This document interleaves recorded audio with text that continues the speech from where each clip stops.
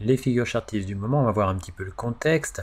On est 1 heure avant le jeudi 14 juillet 2022 et on est venu sur l'Ethereum frôler le niveau de validation du triangle vert d'origine qui avait fait quasiment son plus haut d'objectif, là son premier objectif, et qui est venu donc pas loin de la validation suite à la cassure du triangle jaune, le triangle rectangle. On avait un point de point, 4e point ici, cassure, et voilà, donc l'objectif est baissier. Sur le Bitcoin, et bien c'est pareil, triangle symétrique d'origine qui avait cassé ici. On est venu très proche de son niveau d'invalidation, mais on ne l'a pas invalidé, sachant qu'on avait cassé l'équivalent d'un drapeau, puisqu'on avait effectivement la parallèle, on était coincé entre deux parallèles, un point, deux points ici, voilà, parallèle, cassure, drapeau, donc objectif baissier. Sur le WTI, on est venu enfoncer le plat qui était matérialisé par deux poinçons sur le même niveau.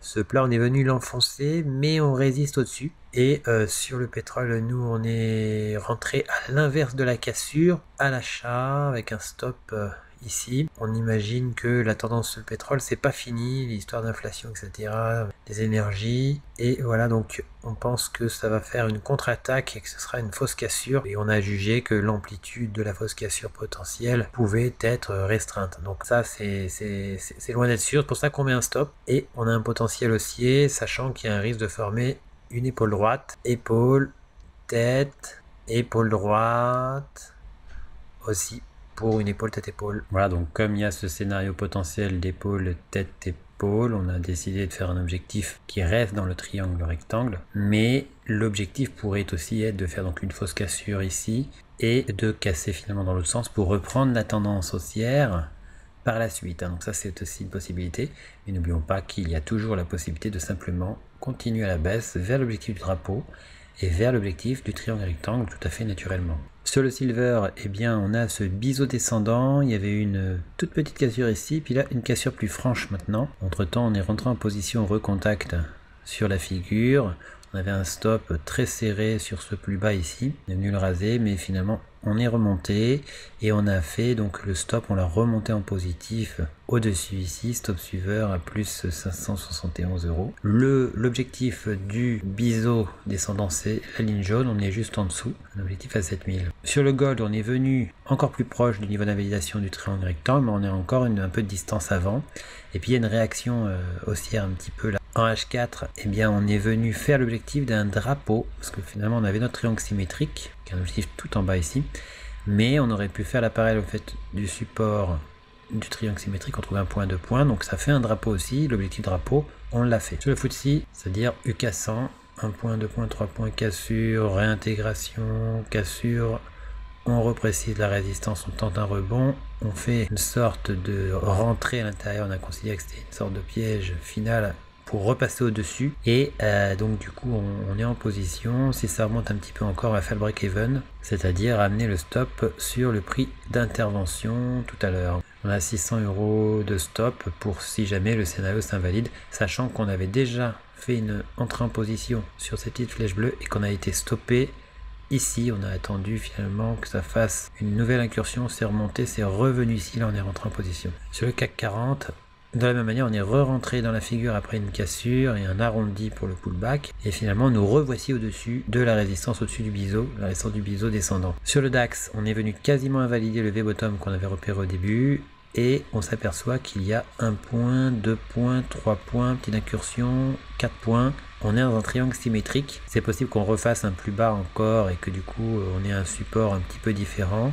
Quoi qu'il en soit, dans ces cas-là, on préfère attendre une cassure haussière pour envisager de faire quelque chose. Sur le S&P 500, on avait donc toujours notre tasse avec anse qui avait cassé, on était revenu sur la ligne du coup, on était repassé au-dessus de la ligne du coup. Finalement, on hésitait dans un triangle symétrique qui a cassé ici, on avait un point, deux points, incursion, mais un troisième point et puis cassure. Donc ça donne un objectif baissier sur les S&P 500. Sur le Dow Jones, c'est un petit peu différent, on a bien un triangle symétrique aussi. Un point, deux points, trois points. Et en dessous, on n'a que 2 points et on fait une incursion en dessous. C'est pas impossible qu'on reprécise le support, là on a fait déjà 2 tentatives comme ça. Si on devait casser à la hausse, et bien ça donnerait un objectif haussier. Pour ce qui est de la baisse, la cassure ne correspond pas à un support bien matérialisé à 3 points, c'est pas très net. Donc on va attendre un petit peu, sachant qu'on est venu assez proche du bas du triangle rectangle qu'on avait repéré au début. Sur le Nasdaq, on a toujours le biseau descendant, on a fait une position avec un stop très serré, on s'est fait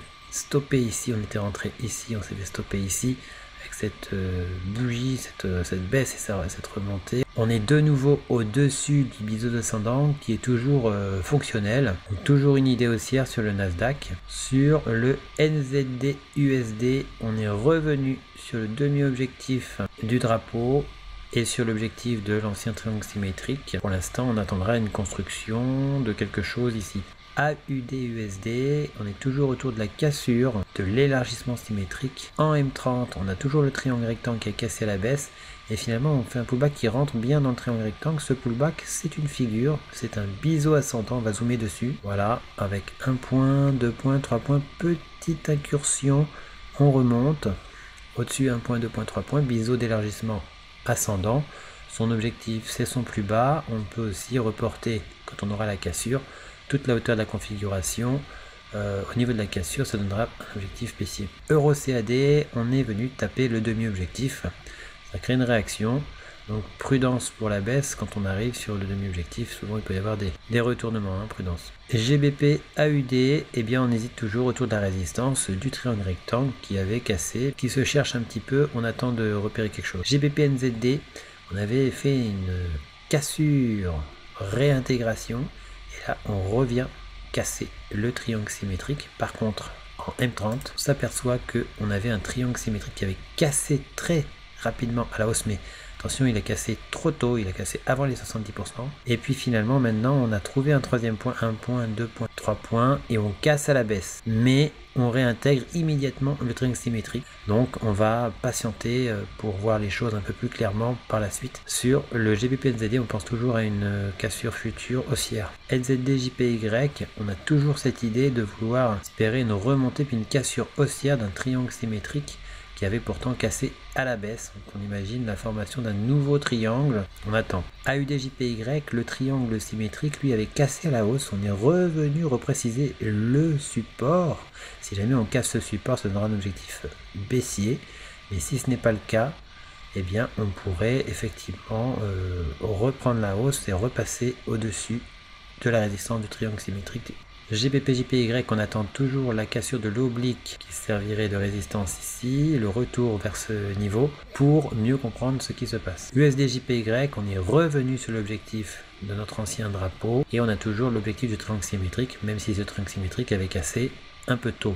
Euro-JPY, le triangle rectangle a toujours son objectif baissier, mais on est revenu au-dessus de ce niveau qui semble créer une hésitation. USD-CHF, la tasse avec un beau bol et une anse, eh bien on est en train de revenir, semble-t-il, sur sa ligne du coup. On avait fait son demi-objectif. NZD-CAD, on est sur un ancien plus bas weekly, on n'est pas loin de l'objectif de l'épaule tête-épaule d'origine. En M30, eh bien le triangle symétrique qu'on avait repéré, qui avait cassé à la baisse, continue son effet, même si l'ancien plus bas weekly, on est toujours en train de combattre ce plus bas quelque part. On est revenu faire effectivement le demi-objectif du triangle symétrique et l'objectif du triangle symétrique est plus bas. Euro AUD, toujours une orientation baissière, mais on est dans une phase d'hésitation, pas possible de faire un pullback, un retour donc sur la figure. Euro CHF, on se dirige progressivement sur l'objectif de notre ancien drapeau.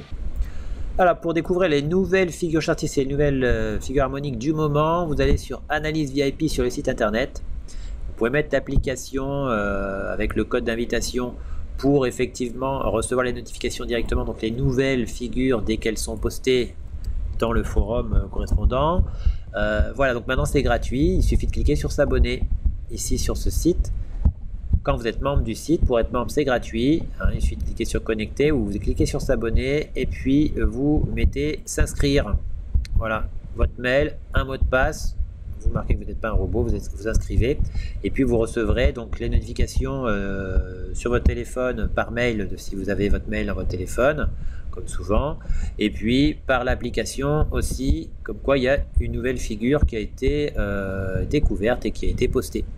Voilà. Pour ce qui est des configurations de niveau expert, ben c'est ouvert à l'achat seulement pour les personnes qui ont fait la formation expert et qui ont donc la possibilité d'accéder à cet abonnement.